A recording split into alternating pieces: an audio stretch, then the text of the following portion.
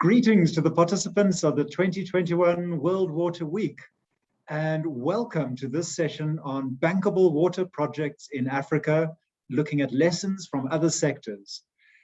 This session is offered in collaboration between SEWI, Veolia, and Norfund, drawing on the experiences, respectively, then of a policy institute, of a commercial private entity, and a development finance institution.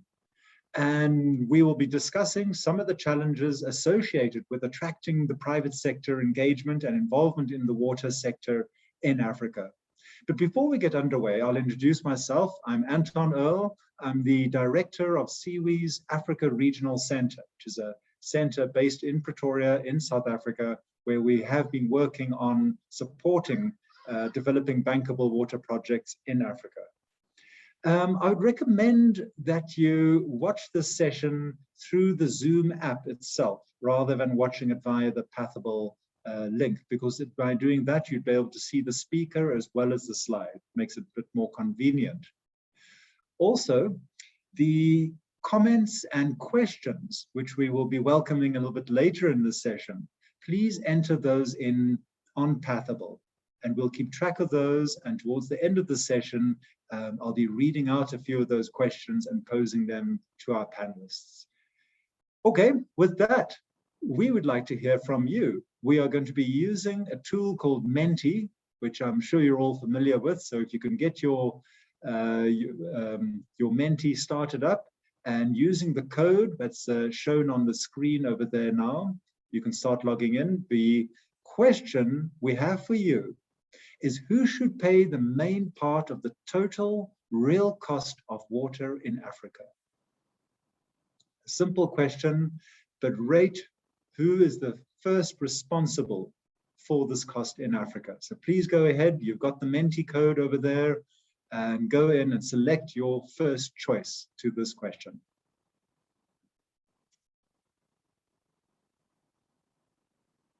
And of course, the results come in real time, and we can definitely see there's one in the lead over there, but I think there's still a few more responses coming in. So let's look at them coming in over there.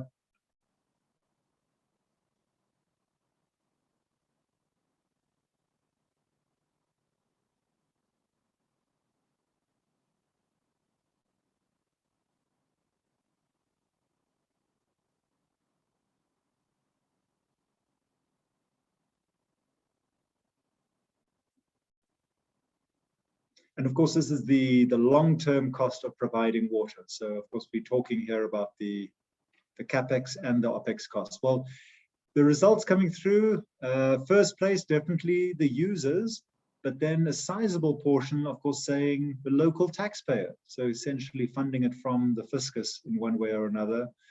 And in third place, of course, the international development, finance, and aid institutions. So we'll hear a little bit more about this as we go through this session. But with that, I'd like to just give an introduction to what we'll be talking about in this session. So you can move to the next slide. Thank you. So there's some of the financing trends in the Africa water infrastructure landscape, and it's not such good news, I must admit. Funding levels have, over the past decade, remained more or less unchanged for infrastructure as a whole, and showing some variation. 2016, there was in fact a dip. It came up again, but it's really staying level. And of course, this is vitally important to achieving a whole wide variety of the SDG goals. But essentially, the infrastructure needs in Africa across all sectors are estimated at somewhere around 130 to 170 billion US dollars a year.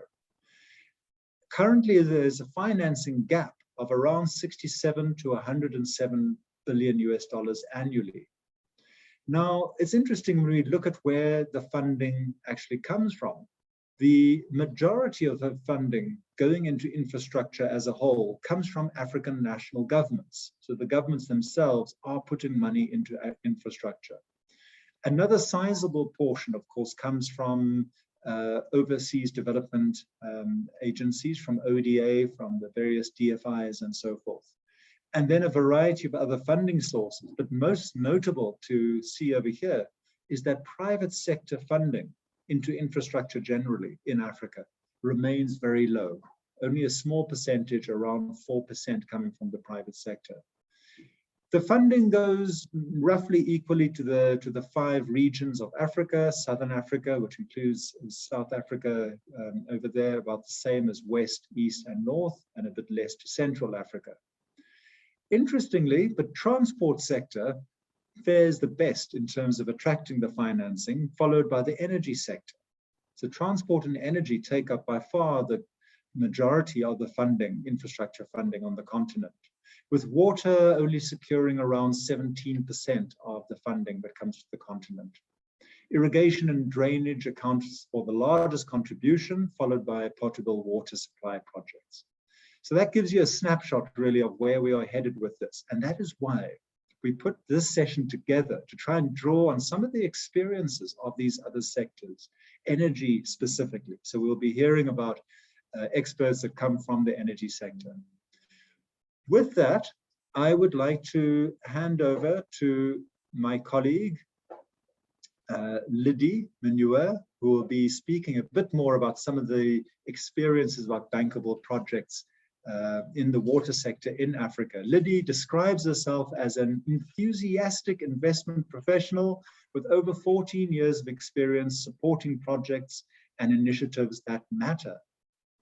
Lydie has previously worked for 9 years with the French Development Finance Agency, where she really spent time trying to attract finance into the infrastructure sector across Africa. With that, can I hand over to Lydie? Thank you very much.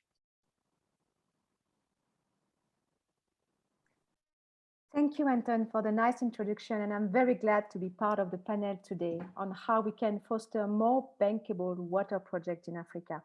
As you mentioned, a lot of projects in Africa are failing to attract funding necessary for the development, especially from the private sector. So we're going to try to build on experience we had as CIWI on our program to identify what were the most common challenges and what are the potential solutions to that. So first, maybe we can start by defining what is a bankable project and what is not a bankable project. So you will see there's a lot of different definitions on how to define what is a bankable project.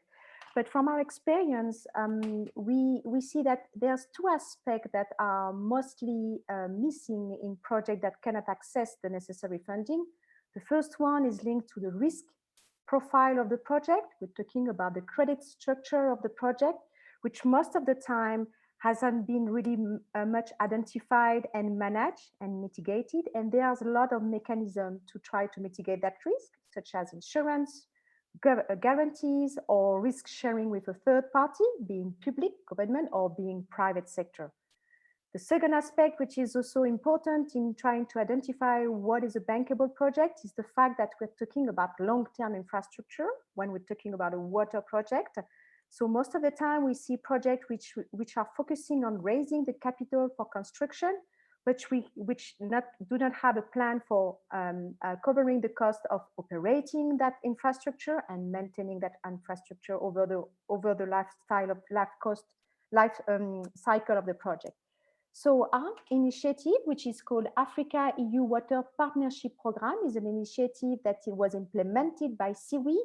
And the purpose of it was to enhance and develop the financial viability of water projects in Africa, with facilitating those project ability to attract both public and private funding.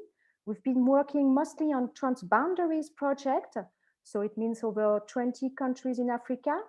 And when doing so, we're trying to focus on exploring alternative forms of financing, such as risk sharing with private sector and other ones. Next, please. So what are the most common challenges we encounter when working on those projects? The first one being the fact that most of the water utility are not running on a long-term financial sustainability basis. So it means most of their costs, even operating costs, staff costs, are still covered by their government. The second one is a governance issue. We're talking about corruption and mismanagement, which is still an issue in the water sector because investors cannot invest into a sector where there's a lot of corruption. And also it has an impact on the user, with the tariff being more important because of that.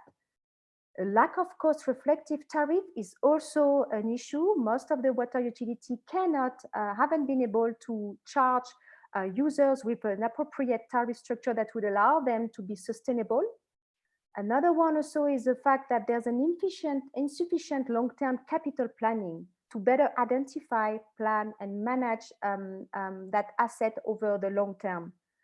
Also, a lack of considering of alternative procurement and financial structuring methodologies that is lacking. And the last point, which is actually should be the first one, is about the low human capacity. We've seen a lot of water utility for which there's a lack of staff, some positions are vacant, or also there's not the appropriate skills to see the water infrastructure as an asset to better financially manage that asset over the long term. Next, please. So this is an example of project we have been working on through that AWEP program. It's in Nigeria. It's a water utility which is in Enugu state. So it's an Enugu water utility. And the problem with that water utility, it was that it was not financially viable. Most of the costs, the staff costs and operating costs were covered directly by the government. They had a high non-revenue water. They only covered 10% of the population, and obviously the infrastructure was very aging. So they were getting support from a development bank to rehabilitate and extend their network, but they also had the problem of how to build the financial viability of that institution over the medium and long term. So we have worked with them on designing an appropriate tariff structure that would also cover most of the population, that would also cover the most vulnerable population. And to do that, we've worked on mechanisms such as cross-subsidization, which allow for having a specific tariffication depending on the customer's category. Next slide, please. So from them, what would be the solution for having more bankable projects? They are quite basic. I mean, the first one is invest into people. It's not only in water sector, but in any public sector, even in energy sector is the same. The best entity have the best people to work with to better manage water and energy is the same as an asset. The second one, which has already made some progress in Africa, but there's still a lot of work to do, is about maintaining that zero tolerance to corruption and mismanagement. Most of the water utility we've worked with don't have a clean audit. They don't publish their financial statement on time. So that's an issue for investor. The third point, which I already covered through the example of Enugu, is about focusing on having water utility that are financially sustainable. And the last point, which would be also a transition to the next presentation made by Veolia, is about how to better partner with private sector. One important point is that many African governments have set up a PPP unit, which is private partnership unit, to assist the water utilities, but it's the same for energy, to better identify and prioritize their project, to make an assessment to ensure that those projects are economically viable, and then to choose the option in terms of implementing those projects. Should it be a traditional way where all the risk is supported by the public sector? Or should it be on the other side of the spectrum with transferring most of the risk to private sector? And this is what is called a PPP. And on that, I'm going to stop, and I'm available for all questions at the end of the session. Thank you. Thank you very much, Liddy. That gave us a real flavor of some of these challenges, and also ending on a more positive note. Of course, you give us an indication of the kind of solutions that are out there, if they can be applied, of course. That's the challenge. But again, we would like to hear from you. If you could go to Menti again and use the same code to enter the poll and answer this simple question: why are there so few bankable projects in Africa? You can rank them. You can even choose different ones over here at this time. And we would like to hear that from you. So please go ahead. The Menti code is up at the top of the screen. And there we are, very quickly. There's a strong ranking coming out here, but there's a vying for top spot for sure.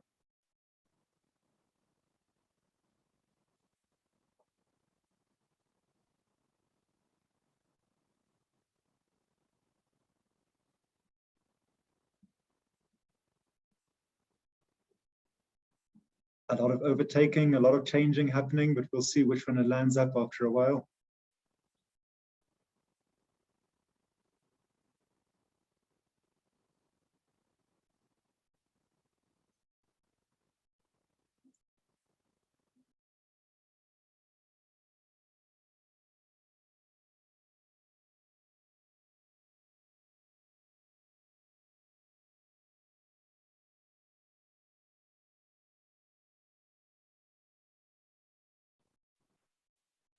There definitely seems to be some similarities here for those first two places: insufficient long-term capital planning and lack of cost-reflective tariffs. Those seem to consistently be coming out in the top two places, certainly. And then, of course, low human capacity coming in third, lack of using alternative financial structuring methodologies, more or less at that same level. Okay, that's interesting to see. We'll keep that in mind as we're moving on to our next speaker, who I'd like to introduce over here. That's Olivier Broussard from Veolia, where he's the senior vice president in charge of strategy and innovation. And interestingly, Olivier's long career in the world of utilities and infrastructure includes periods of time working for Connex Trains, so in the transportation sector, as well as also being the CEO and executive chair of SAUR, one of the big water supply and utility companies, where now he's back at Veolia. So Olivier, we'd very much like to hear a little bit from your perspective, representing a private company.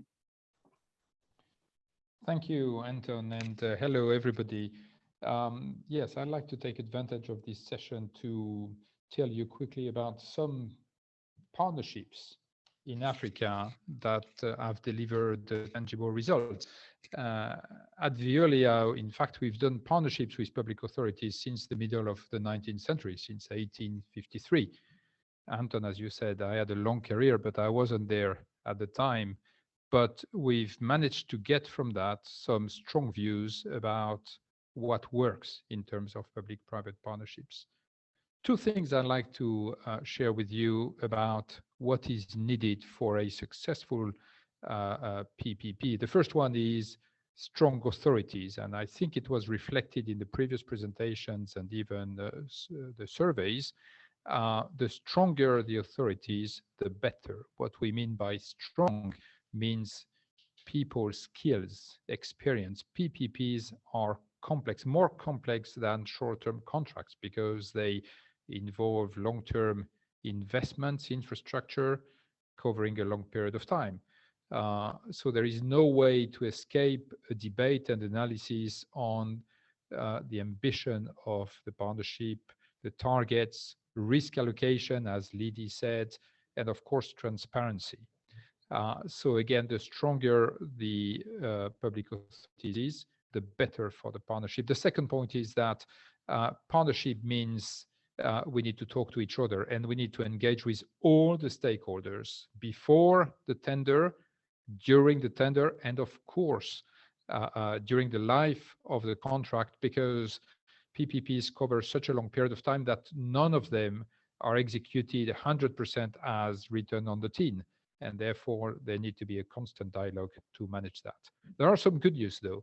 Over the kind of surveys, there was an interesting UN listening exercise last year that showed that people do understand better the role of private sector. And the second point is that over the course of the last 20 years, we've seen a noticeable improvement in the legislation and practice of procurement. Now, let me tell you about some real PPPs that have delivered results. If I can have the next slide, please.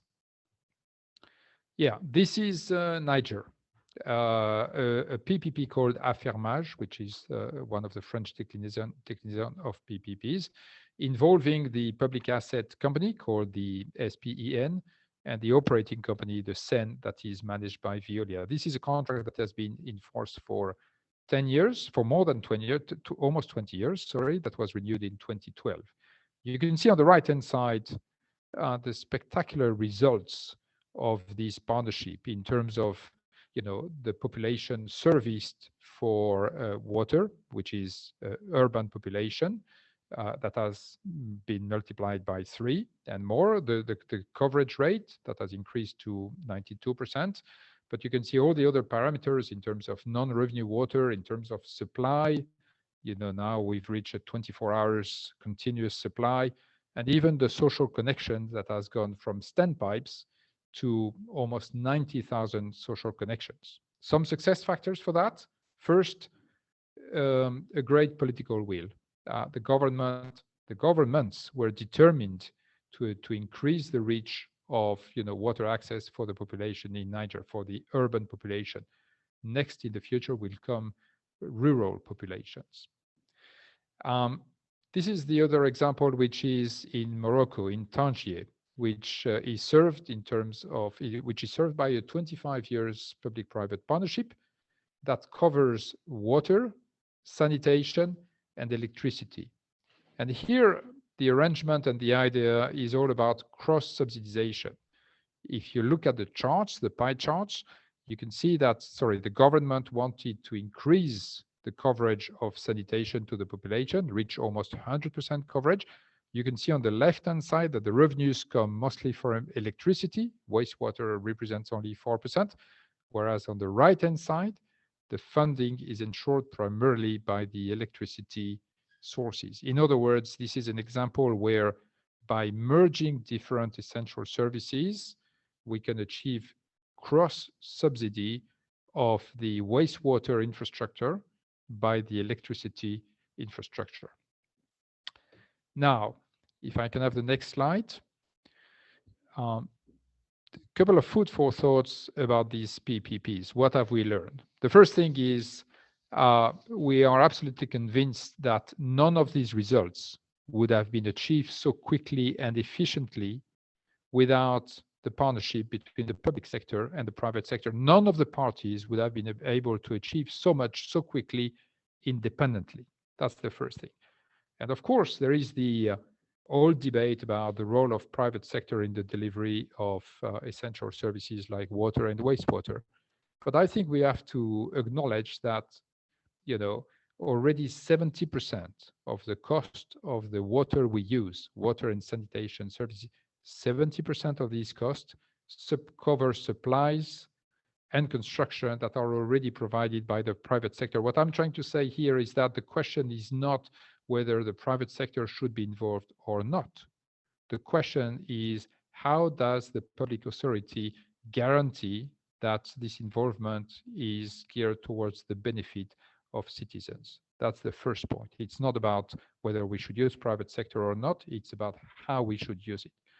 The second point is when the PPP route is chosen, fairness and transparency are absolutely indispensable.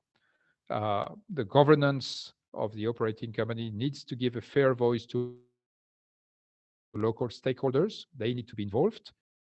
And in Niger, for instance, 49% of the shares of the operating company belong to the local stakeholders, so they need to be involved. The second point is conflicts of interest at all levels, public, private, and in between. They need to be detected and dealt with. That's the second point. The third point, and Lydie alluded to that already, for large-scope PPPs, we feel that there is a prerequisite, which is that the OPEX, the operating costs, must be covered by tariffs.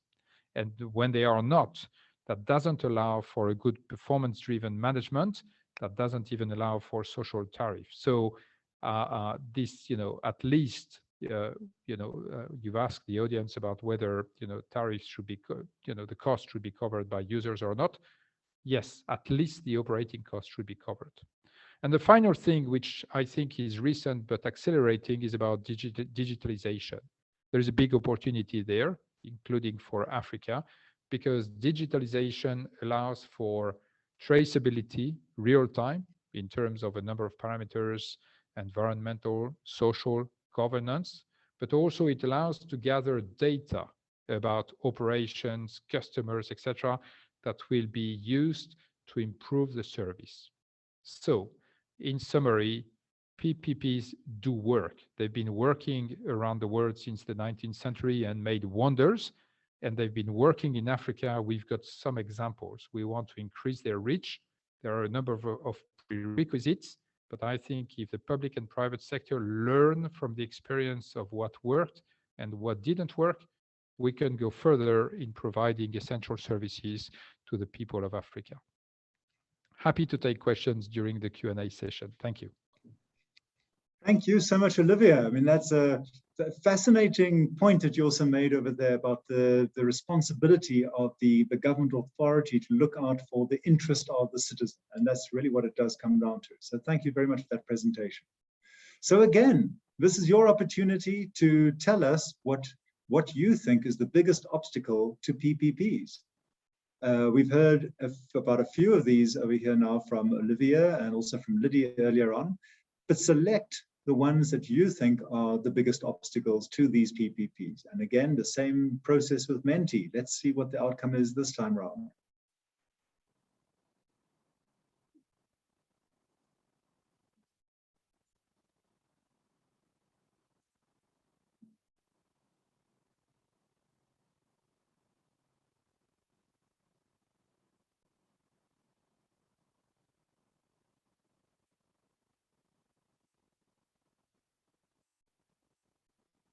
And of course, we recognize with these sort of questions, well, they're all valid, of course, and in every situation, you're going to get a different constellation of these issues, for sure. But it would be interesting to see if there are some that are seen as being bigger obstacles than others, possibly.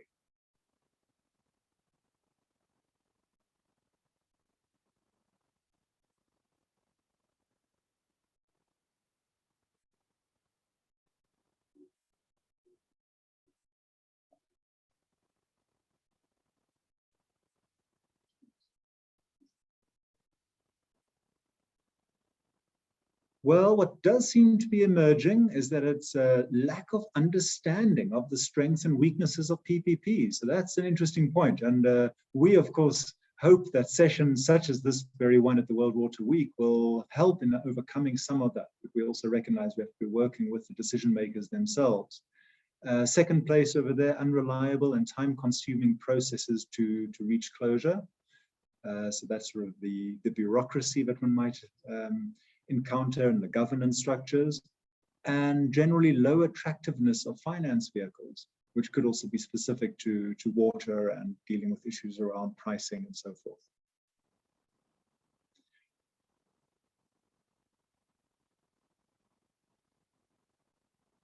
Okay, with that, I'm going to be introducing our two speakers from Norfund that are going to be sharing some of their experiences working on these issues and specifically on the energy sector. I'll introduce both of them now so we can proceed. Katrina Erskine is an analyst at the Green Infrastructure Department at Norfund, and she has a background of science in engineering with a focus on industrial economics and technology management. She'll be speaking shortly. And then she'll be followed by Mark Davis, who is the Vice President for Clean Energy at Norfund. And Mark has worked extensively on renewable energy investments, regulation, and policy in developing countries. And he's also worked as an academic and researcher in energy economics. So we're hoping for some of those insights from that sector. Please, Katrine, can I hand over to you? Thank you, Anton. So Norfund is the Norwegian investment fund for developing countries. And next slide, please. Collaboration is a key part of our approach, and we're very pleased to be with Julia and Sivi on this session. Norfund helps build sustainable businesses and industries by providing risk capital. And you can see the countries we invest in on the right. And as you see, Africa is a main focus area for Norfund. Our goal is to be additional and catalytic. And by being additional, we invest where capital is scarce, and we're catalytic by sharing risk and strengthening the equity base and project quality. Next slide, please. For water, our focus is water access, supply, and efficiency, investing in profitable industries using commercially viable technology. And we have 5 focus areas.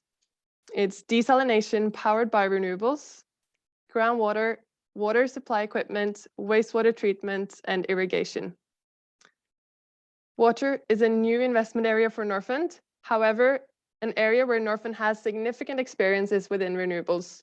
We made our first investments in renewables about 20 years ago, and Mark Davies, our EVP for Clean Energy, will take you through this journey and discuss lessons from renewables and its potential relevance for water. So over to you, Mark. Thanks very much, Katina. I want to say a few words first around the off-grid space. It's an area where there's been quite a bit of increase in activity the last few years, with some quite large level finances, both equity and debt, having been arranged. Effectively, this is around providing rural households with basic electricity services, primarily through the use of a solar home system. And that's been partly driven by some technologies which are specific to the energy sector, things like reduced cost of solar panels, lithium-ion batteries, energy efficient appliances, and so on.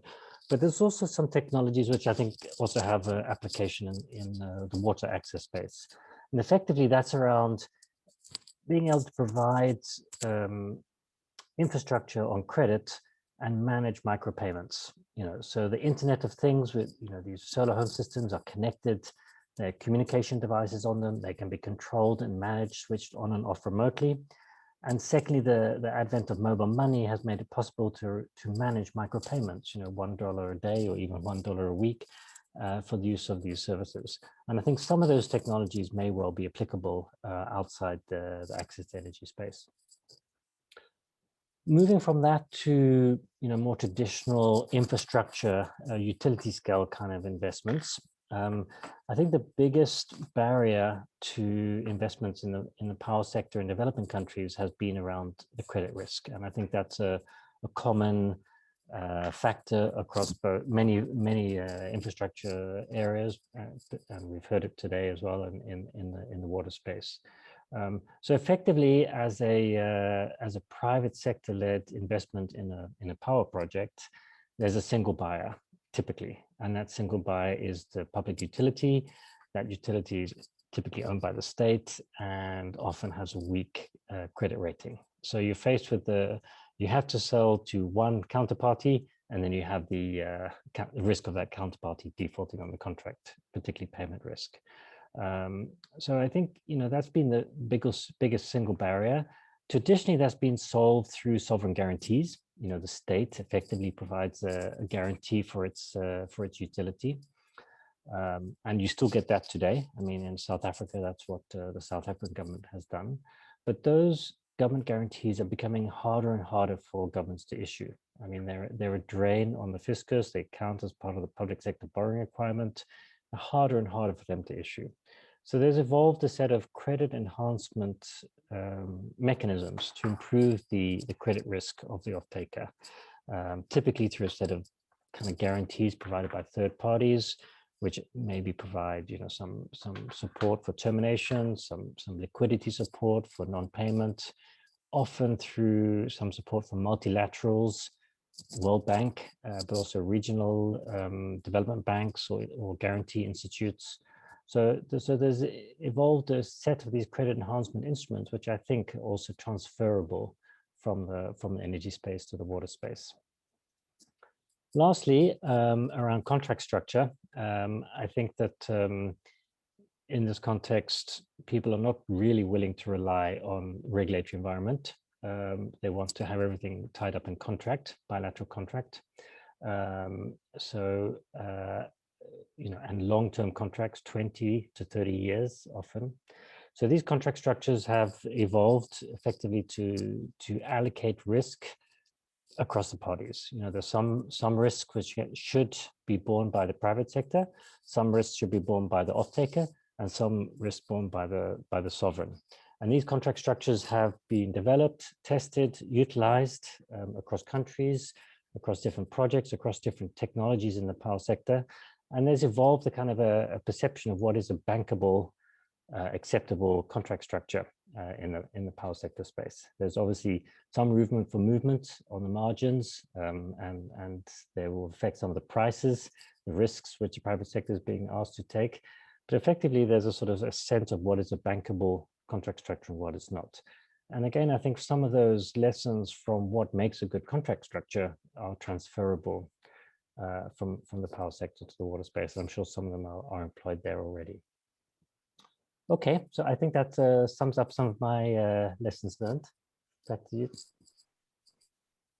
Well, thank you, Mark. And definitely there's some of those points that you do mention over there that definitely seem they could be relevant to the water sector and maybe haven't been tried out in the water sector. So that definitely offers some kind of a glimmer of hope for us in the water sector.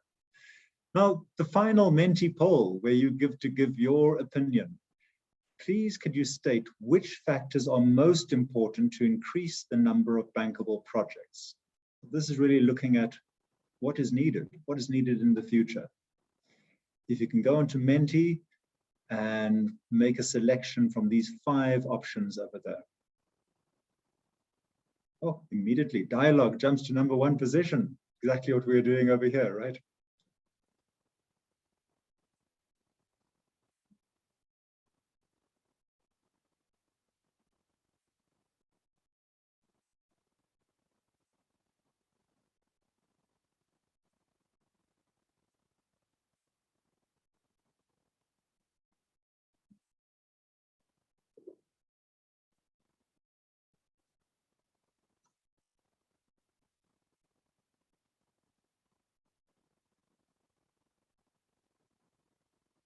Interesting to see technical support has been the lowest ranked one, which we recognize, of course, is important, but higher ranked seems to be the commitment from government to improve access. Followed, of course, by the dialogue. And number 3, administrative and regulatory infrastructure. So really looking at your governance environment, which of course is also crucial and has been mentioned a few times over here. So your broad governance systems.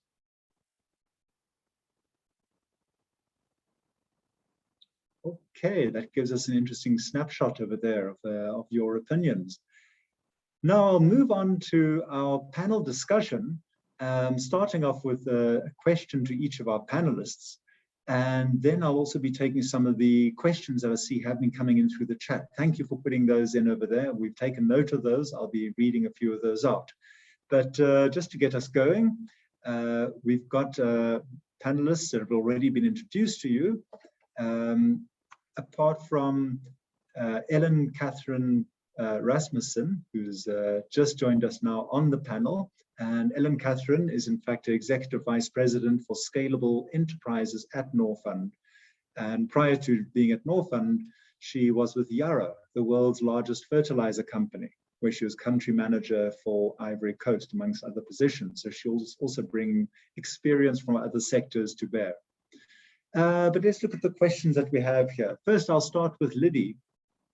Liddy, we've often spoken about blended finance and the solutions that a blended finance approach could really hold, blending your public and your private sources of finance. And yet it seems this hasn't turned out to be the panacea that we had hoped it would be maybe 5 or 6 years ago. What, in your experience, is the reason for that? Thanks, Anton, for the question. I think it's a very useful one because there's a lot of misconception about blending. So maybe just to explain quickly, blending is mixing. So you mix different sources of funding, being you mix private funding, private sector funding, commercial funding with donors funding, grants, and all the mechanisms that would allow the funding to be more affordable for projects. Maybe the intention also of that was based on the fact that donor funding is by nature limited. It cannot be able to sort out the infrastructure gap in Africa and around the world. So the intention of blending was to use limited resources from donors to attract more private untapped capital from private sector. That was the initial reason. So having that in mind, the blending solution cannot make it for projects which are far from being bankable. I would say that the blending is like the last push for projects which are near the bankability stage, and we need that last push to make it more affordable. And sometimes you can also use blending for a specific high social component of your project. For instance, in projects which are maybe 80% for commercial use and maybe have a component with high social impact, maybe blending could be used for that. So in long story short, I think maybe it's about managing expectation about blending and how to use it properly. Right, so projects still need to be bankable on their own merits, even if you're going to be attracting blended sources like that. That takes me to Olivier. Olivier, I was very interested in that model you mentioned in Morocco, where energy and water were managed together. I mean, to what degree do you think that that sort of a model is transferable to other parts of Africa? Well, two things, Anton. First, we have to recognize that there are some benefits to this model for the user. Yeah, in terms of one point of contact only for different services. The second point, there are operational synergies in terms of project management, maintenance, admin services.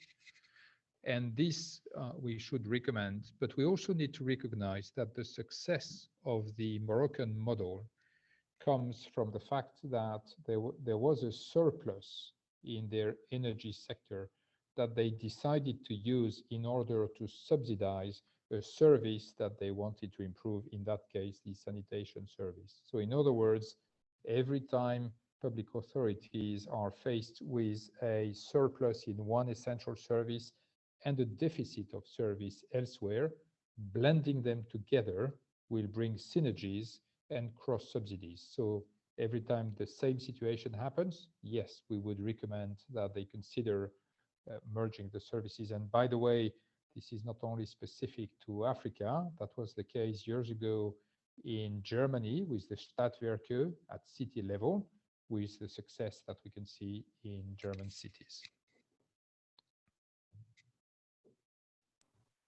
Great, thank you, Olivia. Yeah, that is a good point, of course, that you need to be able to have that excess in one sector that you can transfer.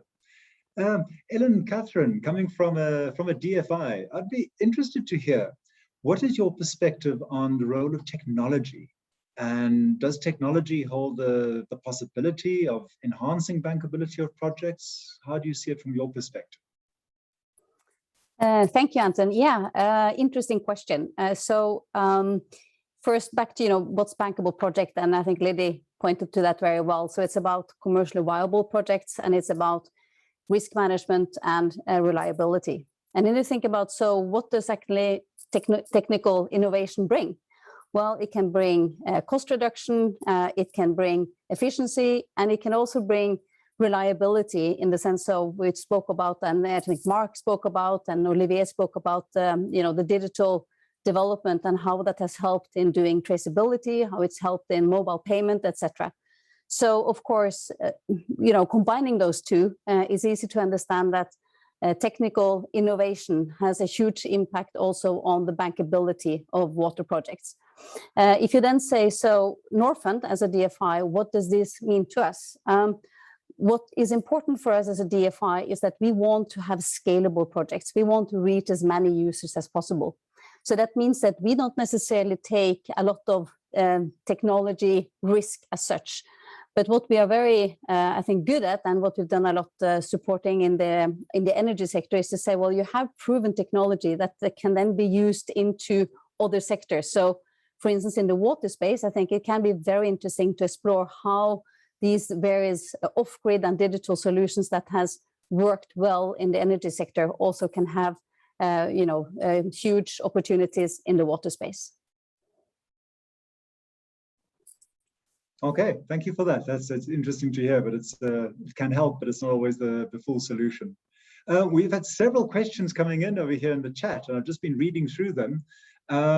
It's not always possible for me to judge who they are aimed at, but the first question, in fact, I'll put them together. Two questions from Michael Dodds. And Michael, I think he's asking this question to Olivier from Veolia.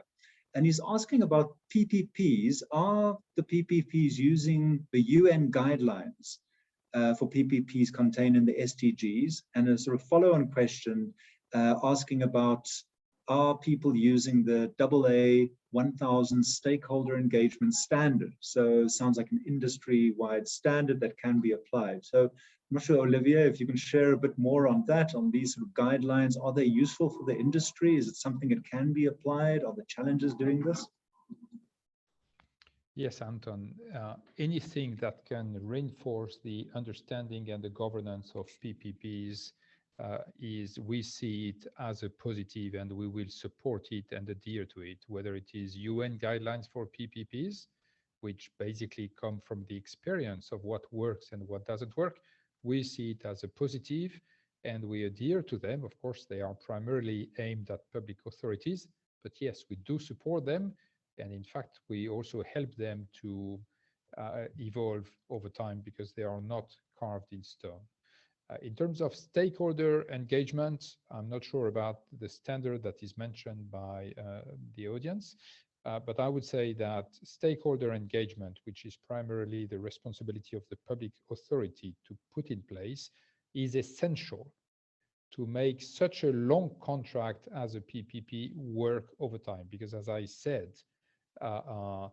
the scope of a public-private partnership is so large in terms of investment, infrastructure, and length of time that there needs to be a constant dialogue between the public authority, the private authority, and the local stakeholders to ensure understanding, but also to make sure that we find solutions when problems arise.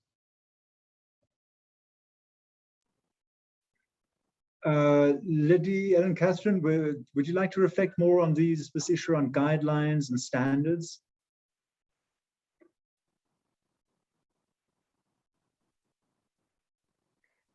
Anton, not necessarily. I think the question was answered, but maybe just saying that the issue about harmonizing regulation, if you're speaking about Africa between different countries, is also an issue, especially when you talk about transboundary projects, for which you've got a regulation for PPP in one country, and the neighborhood country doesn't have the same one or is not aligned. That's create an issue also.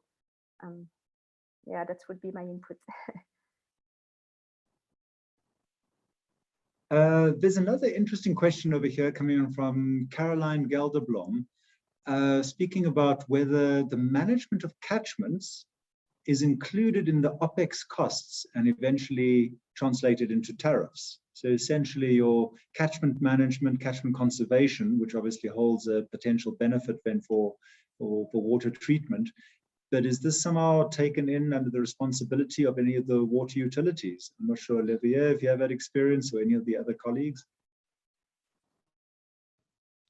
From our side as private sector operator, I would say that it depends on the scope that is defined by the authority. Sometimes they want to include it, and we happily deal with that, with probably a better control over the quality of the water we deal with.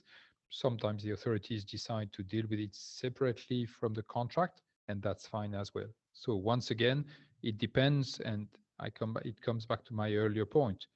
The public authority needs to be clear about what risk and responsibility they want to transfer to the private sector or not. We can deal with both.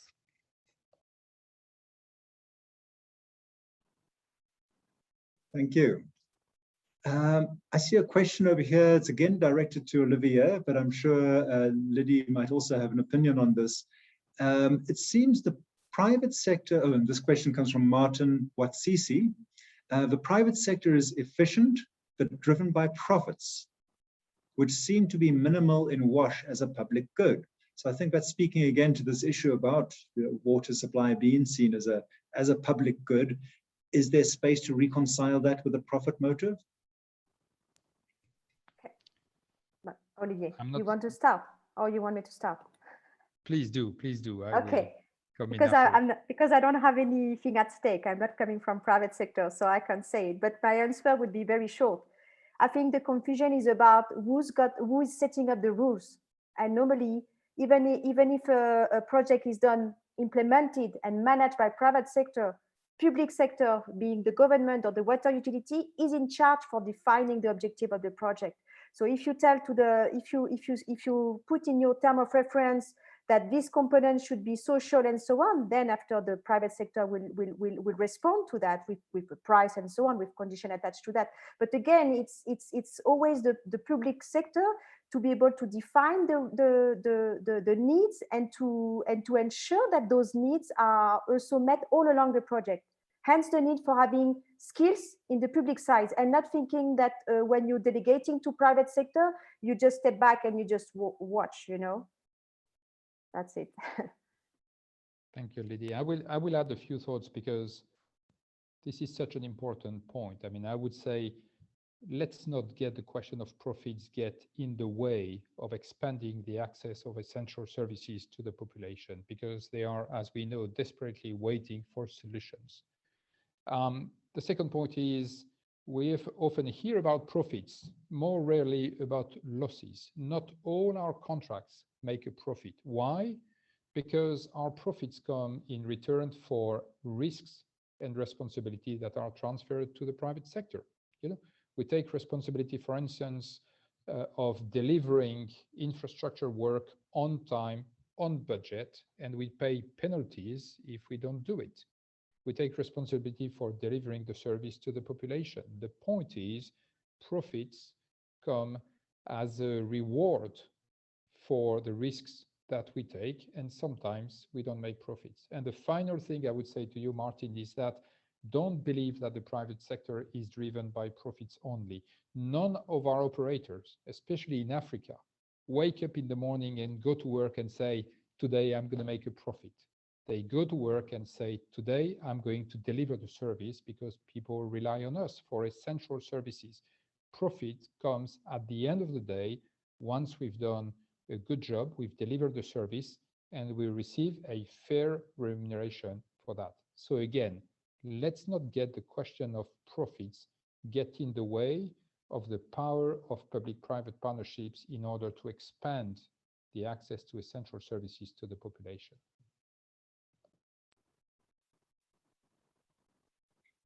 And Catherine, I can see you speaking, you're on mute.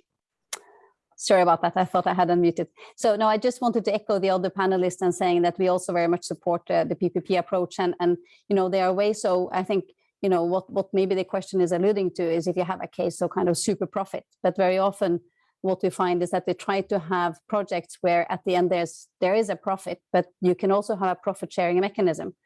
So when investors have had a certain return on the money, and this is what we see in certain other type of sectors, that there are these type of arrangements, ensuring that there is something for everyone if the project succeeds in a good way. So I think profit in itself is not a bad thing. I think the challenge is the minute you start having a super profit, or it happens, you know, that you have bad governance and the money don't go where it is intended to go. Following up on that, Ellen Catherine, I think there's a question here which you might also be able to reflect on, coming from a DFI. It's posed by Daniel Diaz, asking about the role of grants in de-risking projects. Is there possibility? Is that feasible? Is that something that a DFI would typically be offering? Yeah, I think it is. So what you can see in certain sectors, and you can see it also to some degree, maybe common in particular in this water and waste space, which is less developed in many ways than in the energy sector, is that you have certain funds where you have kind of a first loss mechanism, so that there is kind of, let's say, a facility, a grant that can reduce the risk of the investment. So while you would want to take some risk, having a de-risk will make it easier to actually attract funding. So yes, I would say it has a role to play.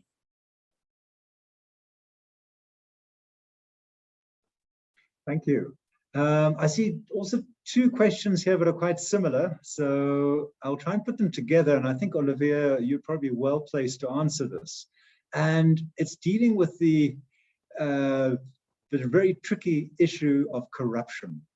And when you have corruption, how do you overcome that? And the other part of the question was dealing with a lack of responsibility of having someone who actually is willing to sign a contract and enter into a deal with the private company.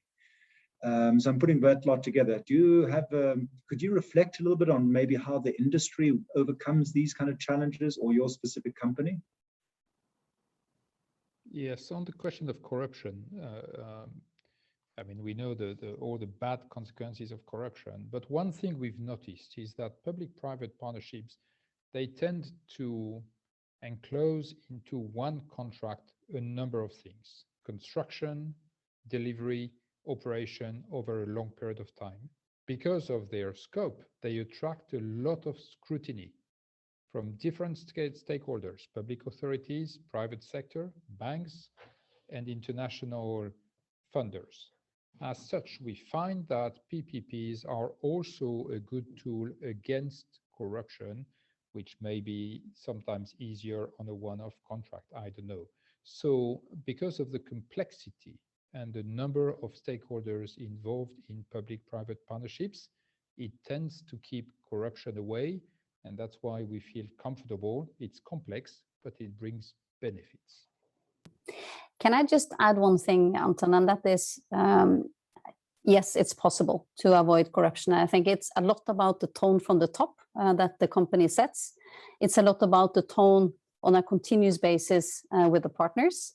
And that is, again, a lot about patience, that you're willing to wait and you have the patience for that. So I'm confident, and I've seen it myself, it's absolutely possible to avoid it. But what it means is that you must even be willing to walk away from a project if you see it's not possible. So if you're consistent in the message and you walk the talk, it's definitely possible. Right, so governance is really a responsibility of all parties. It's not just a government responsibility. That's a good point, thank you. I think there's another question over here, very interesting one, in fact, posed by Louis Burstein.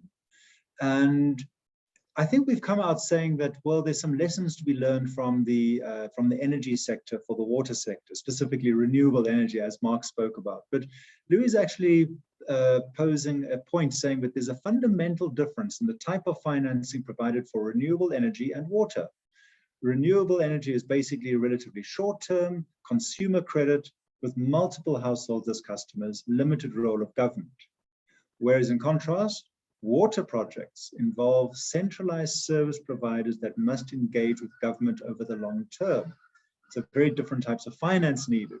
I suppose that's not really something that we have spoken about here, but can any of you reflect on that? Are the sectors that fundamentally different that it wouldn't be possible to transfer any of these sort of lessons?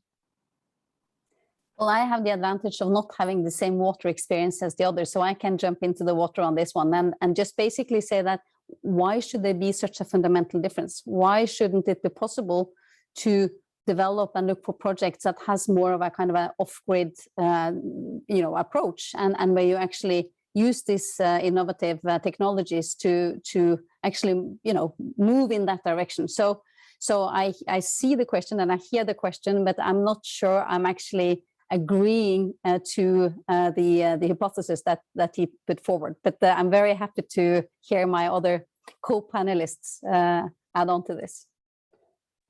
And nice that you recognize the role of technology coming through over there again as playing a role there for a different model.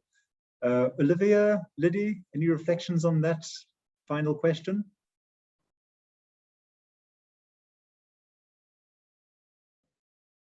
Well,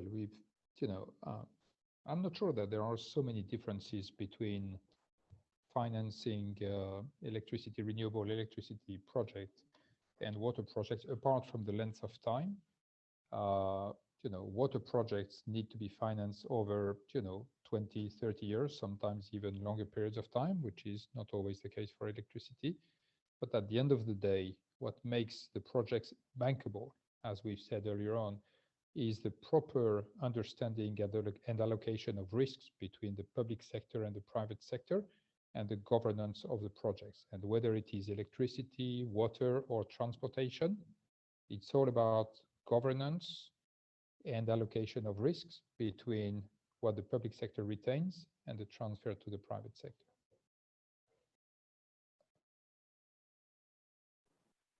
Liddy, any closing thoughts from your side?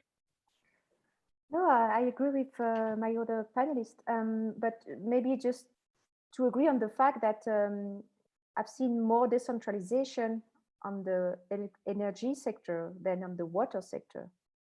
You've seen more solution decentralized for rural areas that were operated by small operators, private sector in energy, and less in water. So maybe I would agree with the fact that water sector is still highly centralized. And that's a problem, of course, for water utility, but also for delivering into the rural areas, because there it's an issue. So yeah. Well, with that, I'd like to thank all of our presenters, all of our panelists. Certainly, there's a lot more questions over there, but I'd love to have gotten to, but we've run out of time. And I'd like to thank all the participants over here as well. I found this a really engaging discussion, and of course, a discussion that continues from here. I would also like to say that I wish you a very good rest of the World Water Week. Virtual platform certainly working out remarkably successfully, but I still look forward to meeting all of you next year in Stockholm. Thank you. Thank you.